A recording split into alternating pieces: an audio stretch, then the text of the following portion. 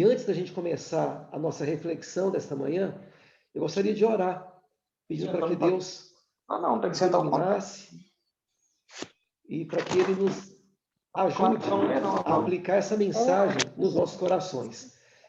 Eu vou pedir para a Ju Rosa, você ora para nós, por favor?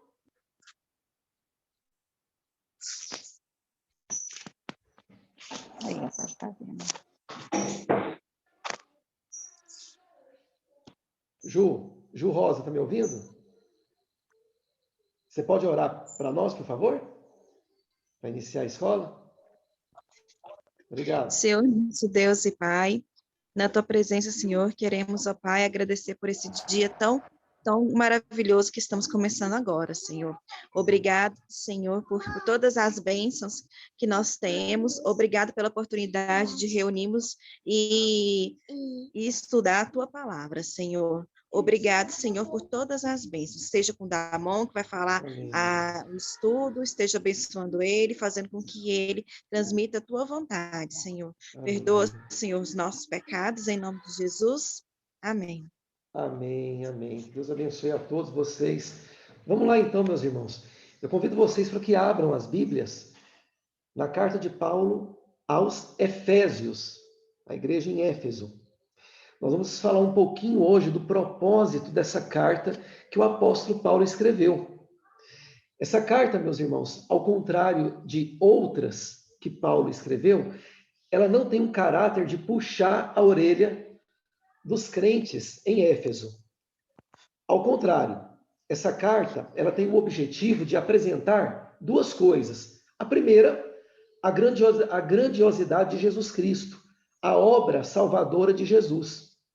E uma segunda parte da carta vai nos falar sobre os efeitos da obra de Cristo, da obra salvadora de Cristo nas nossas vidas.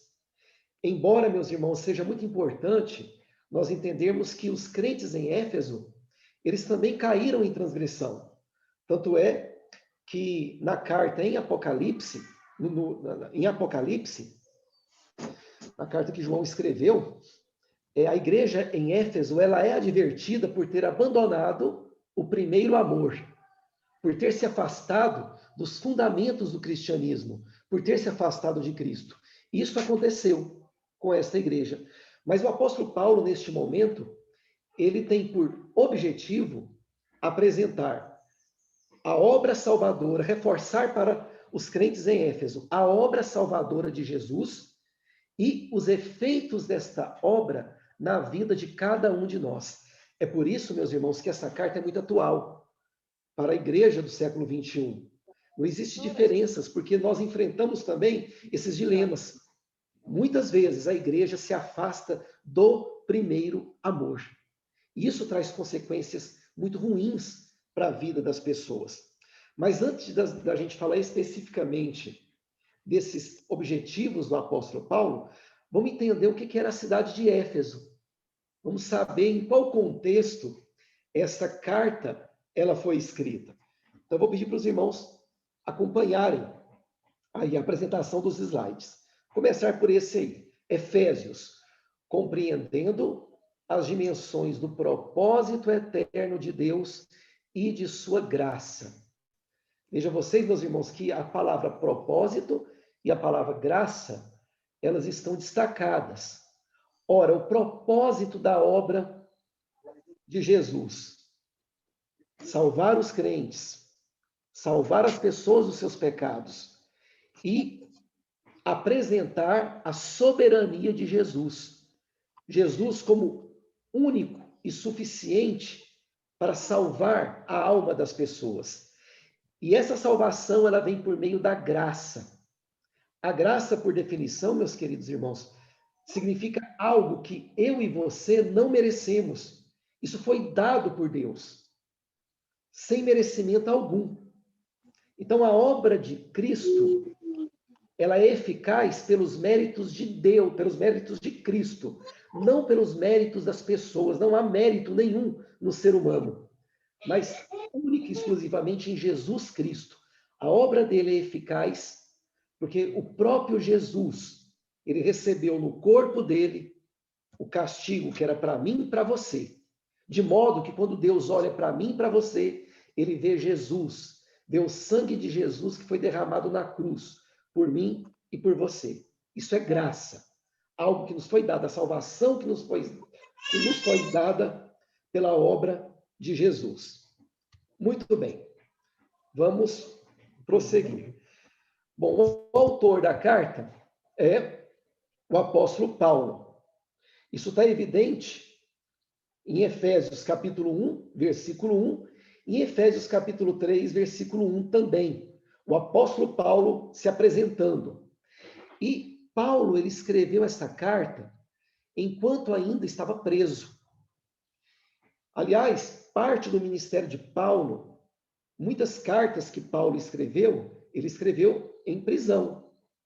E foi no ano 60 depois de Cristo que Paulo escreveu essa carta para a igreja, para os crentes em Éfeso. Ele aproveitou esse tempo também e escreveu a carta para a igreja de Colosso e também para o seu amigo Filemon.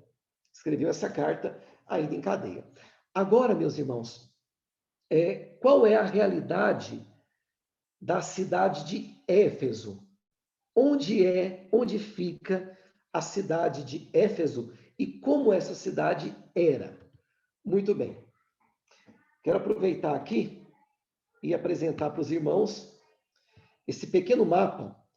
A cidade de Éfeso, ela se localiza na Ásia, na região que hoje é a Turquia, o país Turquia. E qual era a característica que a cidade de Éfeso tinha? Ela tinha uma característica geográfica muito importante. Pela cidade de Éfeso passava um rio que desaguava no mar Egeu.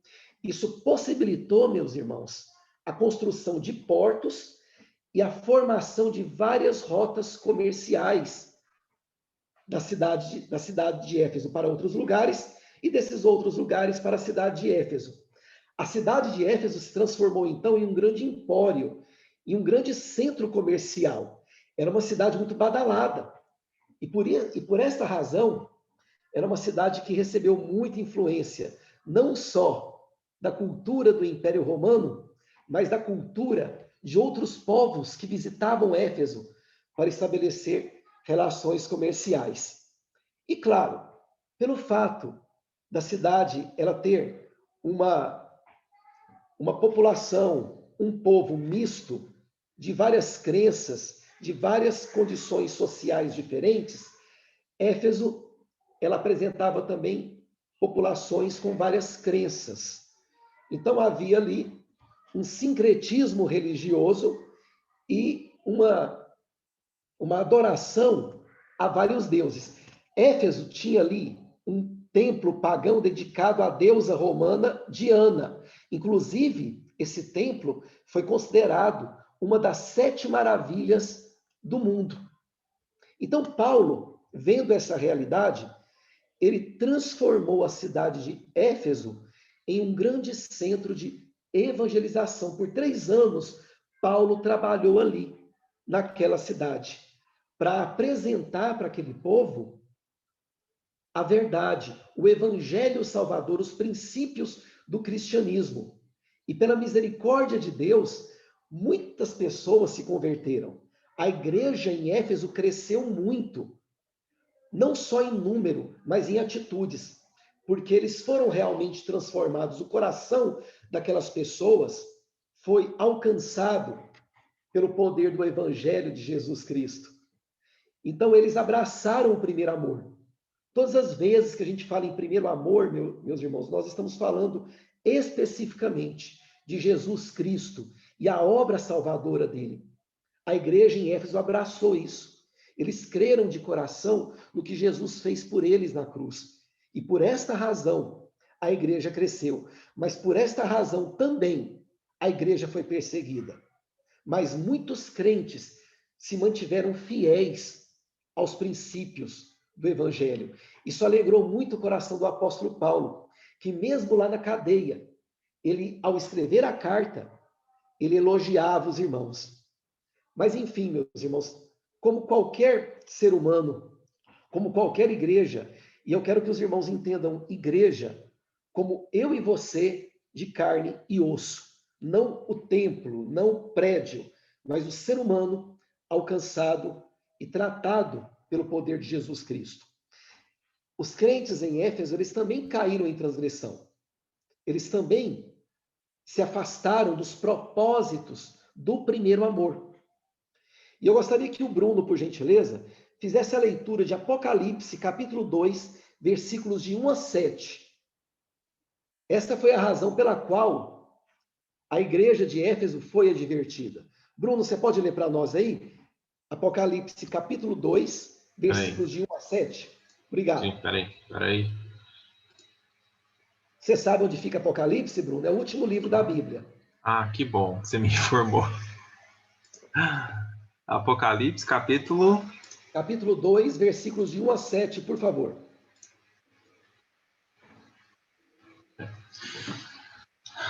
Ao anjo da igreja de Éfeso escreve: Estas coisas diz aquele que conserva na mão direita as 7 estrelas e que anda no meio dos 7 candeeiros de ouro.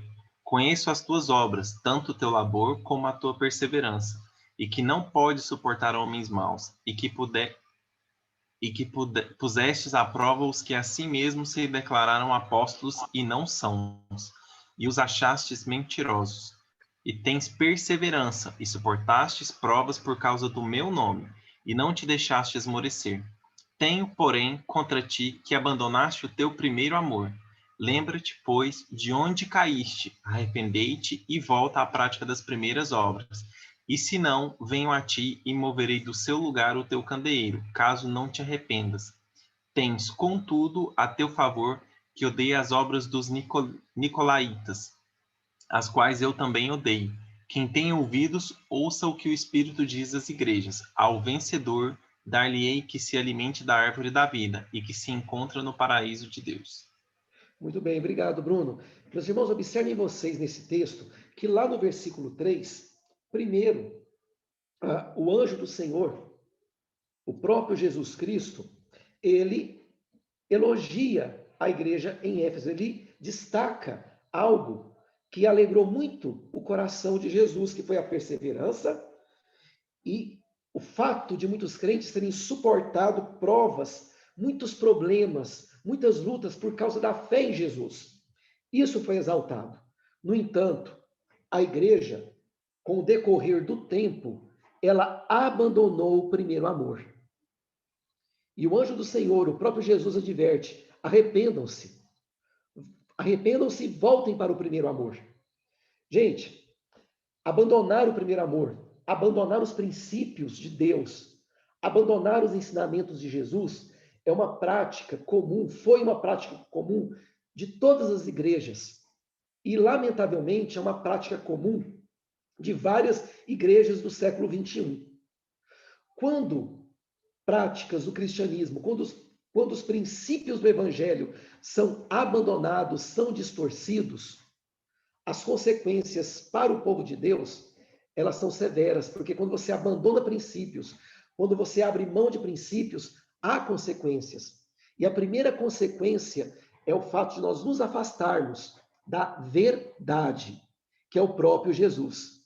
E aí, neste momento, nós somos englobados, engolfados pelos valores do mundo, pelas filosofias humanas, e aí o nosso coração, ele vai acabar entrando em crise.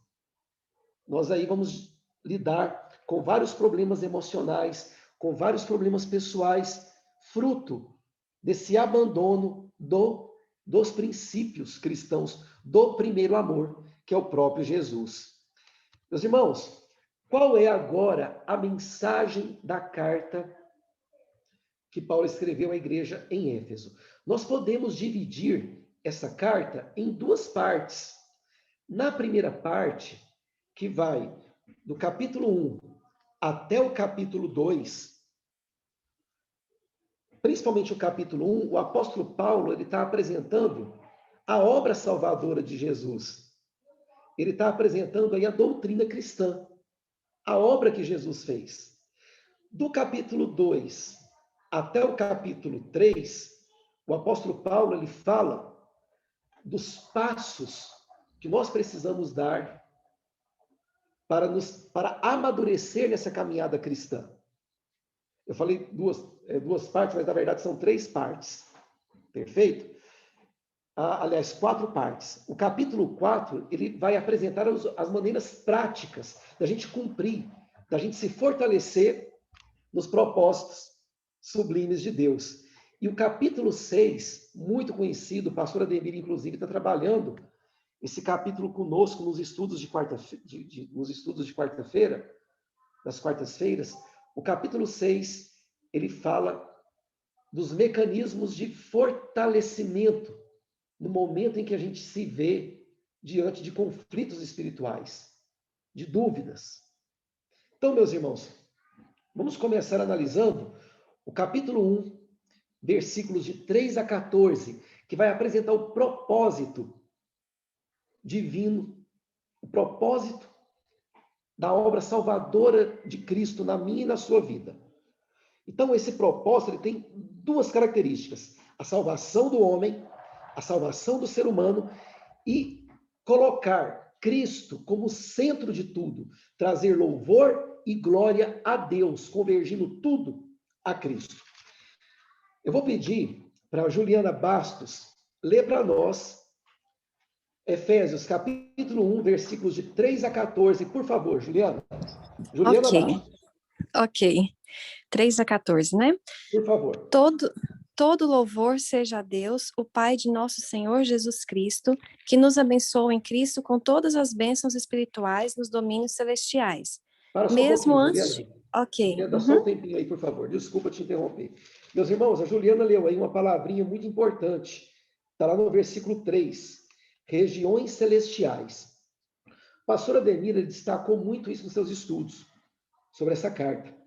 E aqui, regiões celestiais mostra que o propósito de Deus na minha e na sua vida não se limita a essa vida terrena. Vai muito além.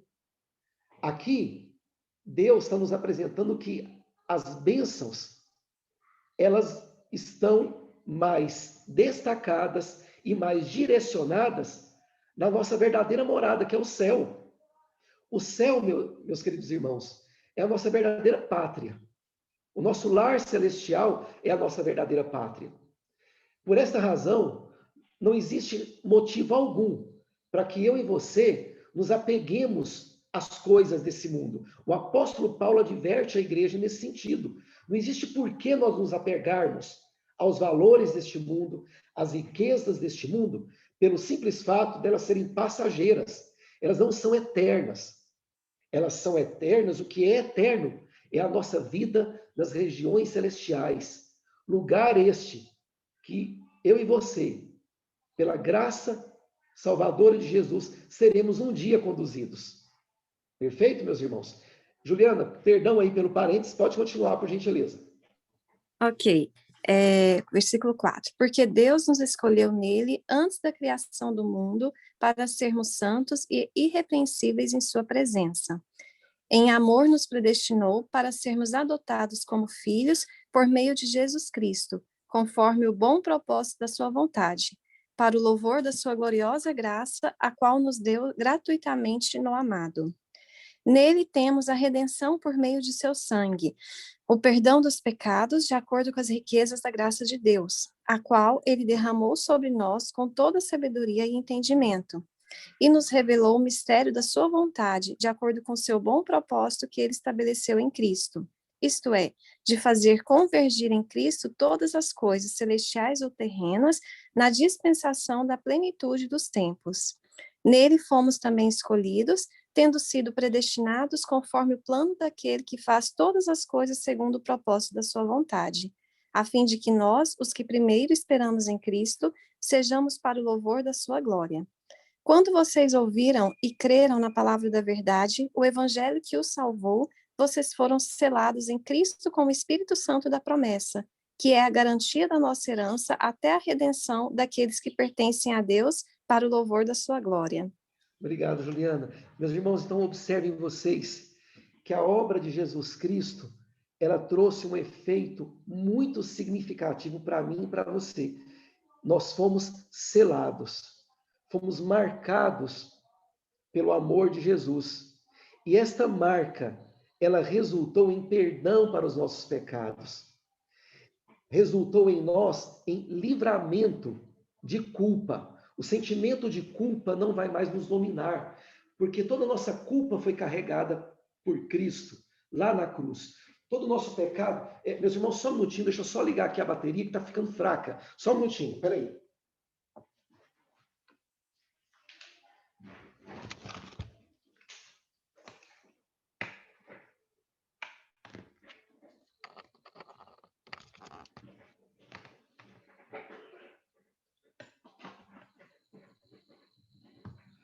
Ok, desculpem, meus irmãos.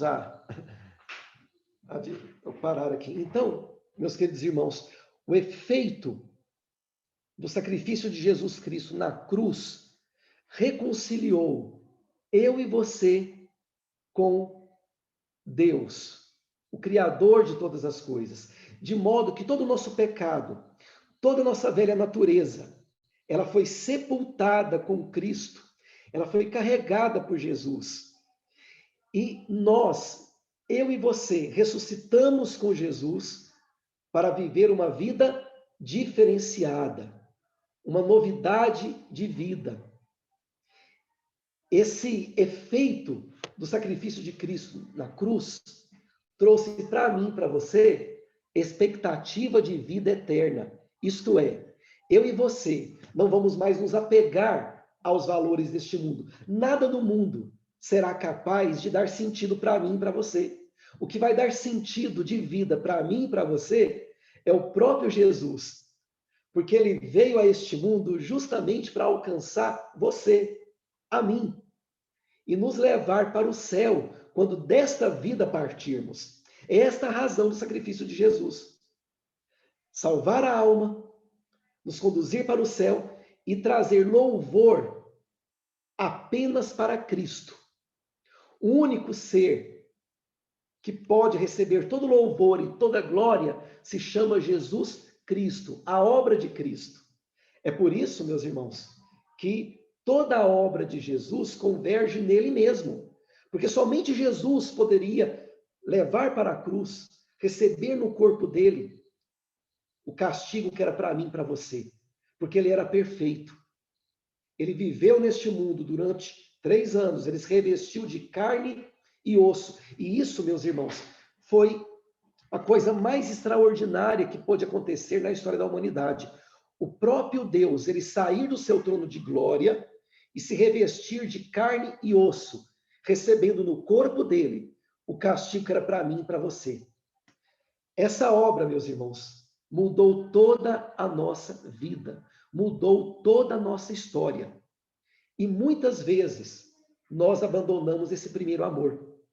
E Paulo, ele escreve essa carta justamente para fortalecer os crentes em Éfeso a não abandonarem o seu primeiro amor. Porque a cidade de Éfeso recebia muitas influências. Era um empório, era um centro comercial. Eram muitas culturas, muitos valores ali presentes. E o apóstolo Paulo escreveu essa carta justamente para fortalecer os crentes a não abandonarem o primeiro amor, coisa que mais tarde eles fizeram. Mas mesmo abandonando o primeiro amor, eles são advertidos em amor, para que se arrependam dos seus pecados e voltem para o primeiro amor, que é Jesus Cristo. Então, meus irmãos, eu gostaria que nós pensássemos neste momento na graça do Senhor Jesus Cristo para conosco. Mesmo sendo pecadores, nós recebemos a oportunidade do arrependimento, de repensarmos as nossas atitudes, de pedirmos perdão e sermos perdoados pelo Deus vivo, que esquece as nossas transgressões, que esquece os nossos pecados, e quando olha para nós, ele vê o próprio Filho, o próprio Jesus Cristo, que se entregou por mim e por você na cruz. Meus irmãos, a partir dos versículos 15 e até o 23, Paulo faz uma oração para que os crentes na igreja de Éfeso, eles se apropriem cada vez mais dos efeitos da obra salvadora de Jesus. Paulo ora para que eles não abandonem, para que eles permaneçam firmes, Porque só existe razão, só existe felicidade quando nós estamos firmados na rocha que é Jesus Cristo. Eu vou pedir para que a Valéria, por gentileza, leia os versículos de 15 a 23, que é a oração de Paulo para que a igreja não abandone os propósitos santos da obra salvadora de Jesus. Valéria, por favor. Por essa razão, desde que ouvir falar da fé que vocês têm no Senhor Jesus e do amor que demonstram para com todos os santos, não deixo de dar graças por vocês, mencionando-os em minhas orações. Peço que o Deus de nosso Senhor Jesus Cristo, o glorioso Pai, lhes dê espírito de sabedoria e de revelação, no pleno conhecimento dele. Oro também para que os olhos do coração de vocês sejam iluminados, a fim de que vocês conheçam a esperança para a qual ele os chamou, as riquezas da gloriosa herança dele nos santos, e a incomparável grandeza do seu poder para conosco, os que cremos, conforme a atuação da sua poderosa força. Esse poder ele exerceu em Cristo, ressuscitando-o dos mortos e fazendo-o assentar-se à sua direita nas regiões celestiais, muito acima de todo governo e autoridade, poder e domínio, e de todo nome que se possa mencionar, não apenas nesta era, mas também no que há de vir. Deus colocou todas as coisas debaixo de seus pés e o designou cabeça de todas as coisas para a igreja, que é o seu corpo, a plenitude daquele que enche todas as coisas, em toda e qualquer circunstância. Ok, muito obrigado, Valéria. Gente, eu quero destacar aqui duas palavrinhas que estão neste texto, que é a palavra ilumine, está no versículo 18, e a expressão regiões celestiais, que está no versículo 20. Ora, regiões celestiais, mais uma vez, o apóstolo Paulo repete essa expressão, destacando aqui que o propósito salvador da obra de Jesus Cristo vai muito além dessa realidade terrena. Ora, nós habitaremos a pátria celestial. Um dia vamos para o céu. É lá o nosso verdadeiro lar. Por esta razão, mais uma vez, não existe porquê nos apegarmos aos valores deste mundo, que são muito passageiros, passarão. Agora, o propósito de Deus para mim, para você, é para a eternidade, algo que não tem fim. Por isso, o apóstolo Paulo escreve para que os crentes eles se apeguem a essa realidade, a realidades que são eternas. A nossa pátria celestial é o nosso verdadeiro lar, e não esta realidade terrena. Quero destacar também a palavra ilumine do versículo 18. Ela tem aqui um significado muito importante, meus irmãos. Por que iluminar? Iluminar significa abrir, ampliar, entender por completo. Entender por completo. Por que o apóstolo Paulo, ele peço a Deus, peço a Jesus, que ilumine os olhos do coração de vocês? Por que essa expressão, essa palavra, ilumine? Ora, como nós falamos no início, Éfeso era um grande centro comercial. Recebia ali várias culturas, vários tipos de comportamentos, e muitos deles contrários à fé cristã. O que o apóstolo Paulo está exortando é para que os crentes não se iludam com falsas verdades, com as culturas da época, com os valores mundanos da época, e que não abandonem o primeiro amor. Ora, meus irmãos, lamentavelmente, isso é algo que acontece no nosso tempo. Não é nada diferente do que aconteceu lá no ano 60 depois de Cristo. Neste momento que o apóstolo Paulo, ele está advertindo a igreja, escrevendo essa carta à igreja. Porque hoje, muitas vezes, nós nos encantamos com as descobertas humanas, nós nos encantamos com os valores humanos, com as filosofias humanas. E nós temos que ter muito cuidado para que a verdade, que é o próprio Jesus, ela não seja abafada. Gente, o mundo ele apresenta muitas belezas, muitas ideias que muitas vezes nos encantam, mas não podemos esquecer que a verdade absoluta é Jesus, ela não é relativa, ela é absoluta. Então, essa mesma oração que Paulo fez à igreja de Éfeso, ele é atual para os nossos dias. Iluminar os nossos corações para que não sejamos enganados pelos valores deste mundo. Se Jesus não estiver destacado, se Jesus não for o protagonista, aquela verdade, aquele valor não tem fundamento, não vai te trazer felicidade, não vai preencher o vazio que está no meu e no seu coração.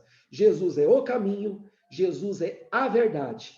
Se Jesus não estiver no centro das ideias humanas, das descobertas humanas, das filosofias humanas, do conhecimento que o ser humano adquire para si, aquela verdade não vai trazer significado.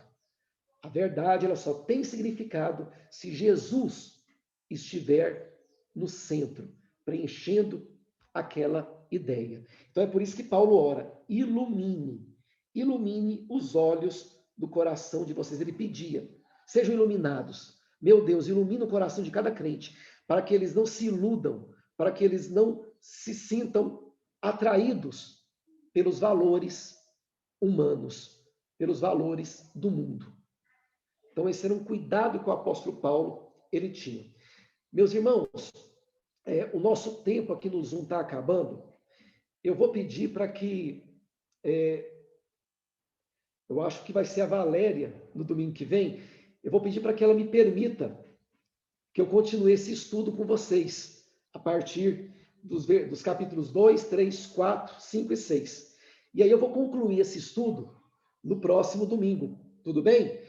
Por hora, eu quero apenas fechar este estudo dizendo o seguinte, que a carta de Paulo à igreja de Éfeso, ela tem esse propósito sublime, de primeiro, apresentar a obra salvadora de Jesus e depois os efeitos desta obra na minha e na sua vida, de modo que a nossa vida nunca mais vai ser a mesma.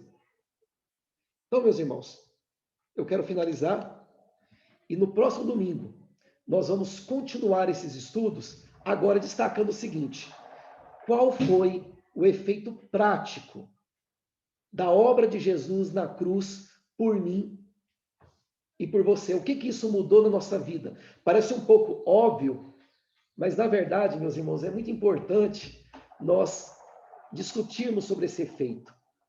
Porque esse efeito da morte de Jesus na cruz e a ressurreição de Jesus, ele trouxe salvação para a nossa alma, mas trouxe também uma responsabilidade para mim e para você, enquanto estivermos nesse mundo. E é isso que nós vamos falar no próximo domingo. Eu conto com a participação de vocês, tá bom, meus irmãos? Que Deus abençoe a todos vocês. E eu vou pedir para o seu Valdomiro fazer uma